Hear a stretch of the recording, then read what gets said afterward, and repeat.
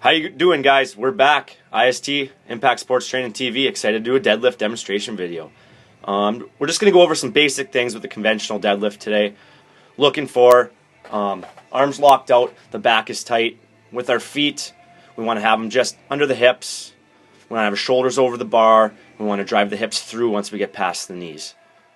Right here, looking at my stance, we're just under the hips, nice and narrow. My hands are outside my feet and my knees.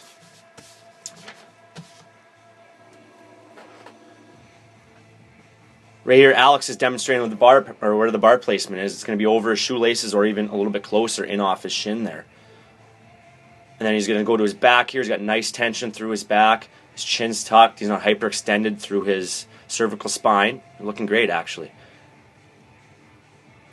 Now here's Chris. Shoulders still over the bar there. He maintains great tension. You're going to see kind of pulls his lats into play there. Gets some ripples on his shirt. It's a great looking deadlift. Doesn't hyperextend his back at the top. Keeps his head neutral. Awesome.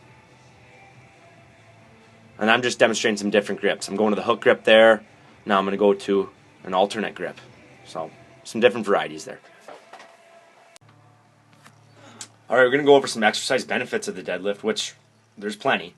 First of all, it's just going to be an injury prevention tool. We're going to learn how to pick objects up correctly. They're going to help activities of daily living. It's also going to help develop our posterior chain, lats, all the way down to the calves, maybe up to the traps. Produce better general strength, and helps aesthetics a lot too. You're going to look great in a t-shirt if you can deadlift a lot. We're talking about a big back. Now it's time to look at some common errors we see in the deadlift. Some of these are really bad and can get you hurt. This is going to be the first one, a rounded back. Now you can see in the video there that is a horribly rounded back. And now you're going to see what we see more commonly is a tight back to start and then losing the lower back as we pull the lift, and they just keep grinding it out. That could get your lower back seriously injured. Next thing is pretty common as well. Feet are too wide, causing my knees to drift inward. That's a valgus knee angle. That is unwanted stress on our MCL. We're also going to see too wide of hands. This makes for an insufficient pull. The hands should be directly below the shoulders for the shortest range of motion. Now we're seeing a hyperextended cervical vertebrae, meaning your eyes are way up on the ceiling, your neck is all sorts of jacked up. We don't want that. Here the bar is way too far away from the body. The bar is going to feel like 100 pounds heavier than it is. You're not going to be that strong.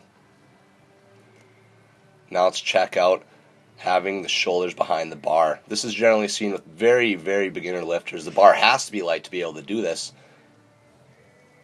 And we're going to be stronger with the hips somewhere in between the knees and the shoulders.